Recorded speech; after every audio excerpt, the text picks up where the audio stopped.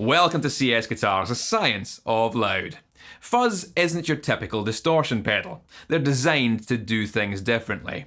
Owing to their relatively simplistic design, no two fuzz pedals sound exactly alike, making them a very personal choice, affected more than any other effect by the rest of your equipment.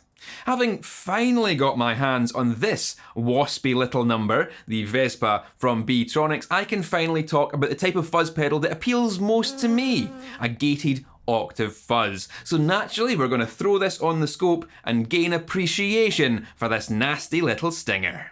Fuzz is generally a very simple two-stage amplification circuit, commonly using discrete transistors, although you can use op-amps as well if you want to piss off the purists. The first stage does a little bit of amplification, the second stage does a lot, applying enormous signal gain well beyond the limitations of the transistor, resulting in a severely clipped square wave. Other components are then often added into the circuit to mess up that square wave a little bit more, giving it a delightful asymmetry. Fuzzies sound broken. In fact, they were originally designed to replicate the kind of sounds coming from broken equipment, like damaged amplifiers or torn speaker cones. The Vezzpa is no exception to this. This would qualify as a gated fuzz, where there is a threshold below which the signal simply doesn't get amplified. If kept low enough, this is great for removing the nasty noise floor, which would otherwise be amplified to a deafening hiss. But any notes that dip below that threshold are going to disintegrate into silence, with a sound not dissimilar to Velcro being ripped apart, hence why these fuzzies are often referred to as Velcro fuzzies. This gated nature can be exploited with the sustain control. Now, sustain is not a gain control. A gain control would affect the negative feedback on the second gain stage to lower the gain or attenuate between the two amplification components. But we can see very clearly on the scope that this isn't happening. As we adjust the sustain control, we can see that the square wave doesn't change shape. Certainly it slides in phase slightly and it will collapse completely if we get it low enough, but the shape of the square wave remains constant. If this were a gain control, we'd expect to see it morph between the input sine wave and square. Now what we're doing instead is adjusting the bias of one of the amplification components, changing the voltage threshold at which it begins conducting. At low settings, this gives a very choppy sound as only the loudest parts of the signal are allowed to pass through the effect. This can be great for rhythmic effects or for entering and exiting notes with style. We'll find that notes will tear themselves apart and sputter out of existence prematurely. These low sustain settings are probably more useful with synths than they are with guitar. We guitarists tend to think that effects pedals are made exclusively for us, but you'll probably be surprised with how our favourite effects are just as popular, if not more so, in the synth world. You'll see a lot of people using gated fuzzies and rat-style distortions with their synth.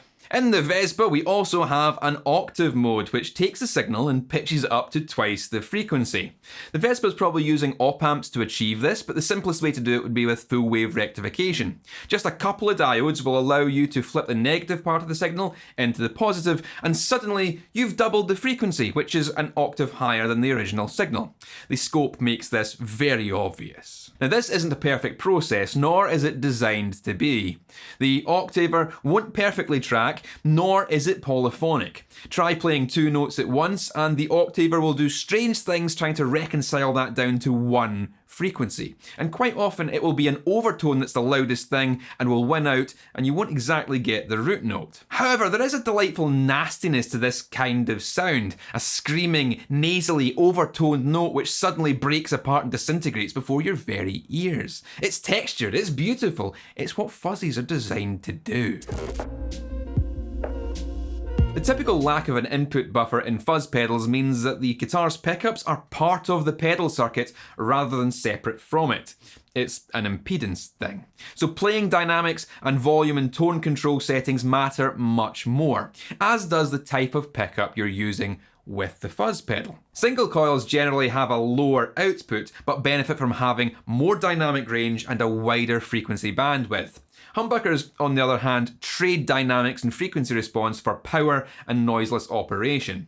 This would usually work in the favour of humbuckers for other distortion, but because fuzz is a bit different, humbuckers tend to saturate a fuzz and leave it sounding a bit lifeless and bland. It's the greater dynamics and bandwidth of single coils that really make a fuzz come to life and be much more expressive and exciting, hence why you'll see a lot of strats in the sound samples. When using a fuzz directly into the clean channel of an amplifier, it can sometimes sound thin and scooped and perhaps a little unpleasant.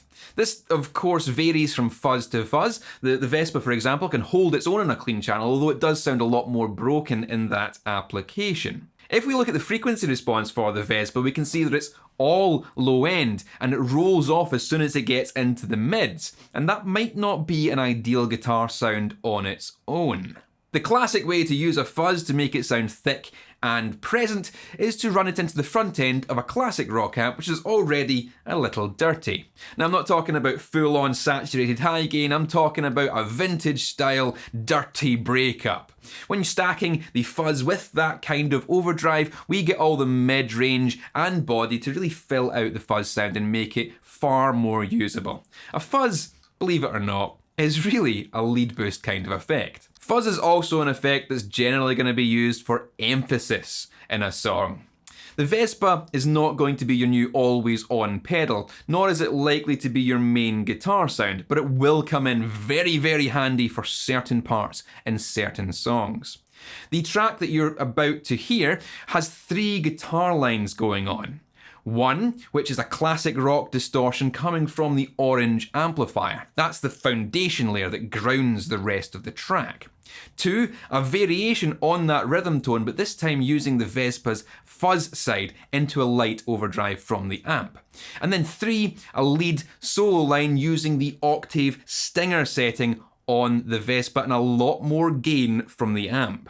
This kicks the overtones into a nasal high-mid scream, something kinda similar to a cocked wah tone, allowing the solo to rise above the rest of the grunge without having to be twice as loud as everything else. The octave mode is made for solos. It's monophonic in its tracking, and when we look at the frequency response, we can see the contrast to the fuzz side of the pedal. This is all high mids, as you'd expect it to be. A small caveat here is that obviously the frequency response will change quite a bit depending on the input and how these controls are set, but it does highlight the importance of occupying a relevant frequency space. In the mix, the lead line is actually mixed slightly quieter than the rhythm track surrounding it, but it can be heard much clearer because it's occupying frequencies that the other instruments aren't. You don't have to be loud if you can be heard.